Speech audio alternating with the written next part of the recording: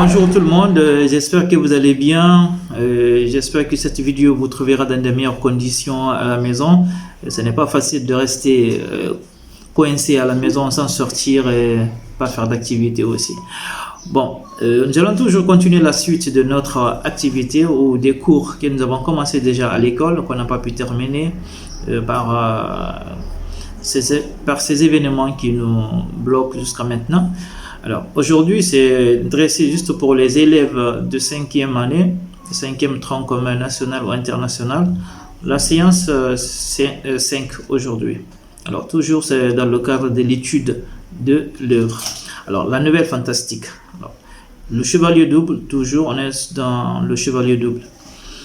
Alors, premièrement, je vais vous donner l'extrait auquel on va essayer d'étudier. Donc, cet extrait commence par Oluf le fils brun jusqu'à le reconnaître. Donc, c'est le passage à étudier. Alors, si je vous demande de lire cet extrait-là, afin de comprendre le contenu que je vais vous laisser dans la vidéo. On va commencer par la citation de passage. Alors, pour citer le passage, voilà comment est-ce qu'on va faire. Ce passage est extrait de la nouvelle fantastique Le Chevalier double de Théophile Gautier, un écrivain français. Et ici, nous allons situer maintenant les événements. Oluf a 20 ans, mais il n'a pas changé de caractère.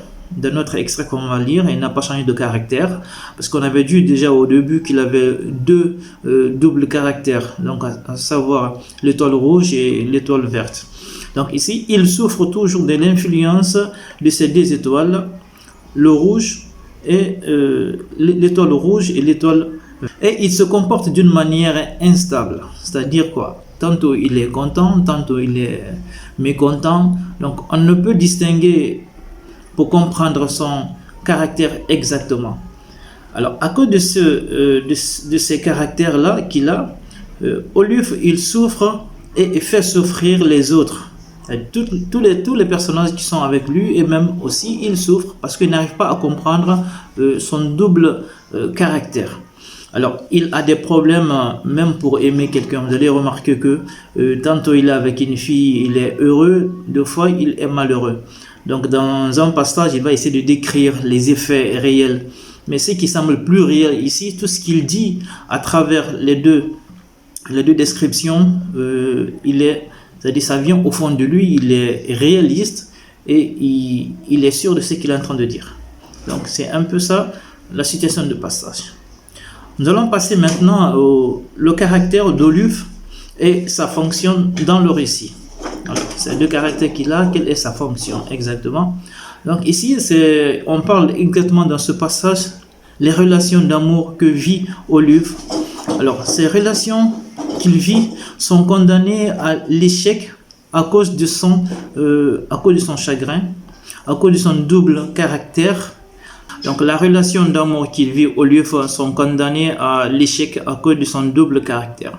Les filles qui l'ont aimé, qui l'ont connu, sont toutes mortes de chagrin et de tristesse, car elles n'ont pas pu supporter son double caractère. Et grâce à ce double caractère-là, d'Oluf, le récit nous maintient en suspense, donc nous accroche à la lecture les mythes qui garantissent l'intérêt du lecteur. Alors, c'est le double caractère qui représente le problème. En fait, ce problème-là, on appelle le nœud. Alors, le nœud, c'est la partie des événements. Donc, ce problème à résoudre dans le récit, c'est ce qu'il va essayer de résoudre donc d'ici la fin de notre récit. Alors, nous allons passer la dernière partie, c'est l'effet du fantastique dans l'histoire. Comment on peut reconnaître les effets du fantastique dans ce passage, exactement. Donc, Oluf veut sortir en un jour de tempête où il fait ravage du froid, donc la neige qui ne cesse de tomber, les vents raflent et décoiffent les arbres. Même son écuyer, l'écuyer c'est celui qui s'occupe de son cheval, alors lui avait parlé, lui avait conseillé de ne pas sortir. Alors cette façon de lui conseiller de ne pas sortir nous met le suspense dans notre récit, dans notre lecture.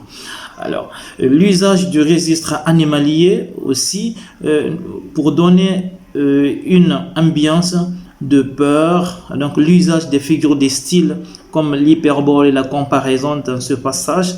Donc elle renforce l'aspect fantastique en créant un mélange confus entre le réalisme et le surnaturel.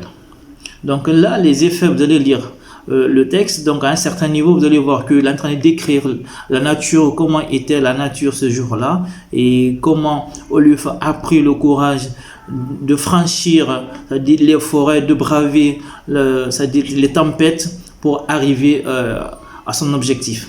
Alors, je ne vais pas vous donner l'objectif qu'il allait faire dans ce passage, mais je vous laisse la suite de la vidéo, Inch'Allah, qu'on va revoir après pour la seconde séance par vidéo. Je vais vous expliquer dans ce passage. Alors là, il a bravé la nature, il a pris son courage entre ses deux mains et ces deux chiens qui l'accompagnaient, puis son cheval. Alors il continue son aventure. Alors, si vous avez compris l'explication donnée dans cette vidéo, je vais vous demander d'aller sur ma page Facebook. Là, vous allez retrouver mon groupe. Dans le groupe, je laisserai là des questionnaires auxquels vous allez essayer de répondre pour compléter votre apprentissage. Merci.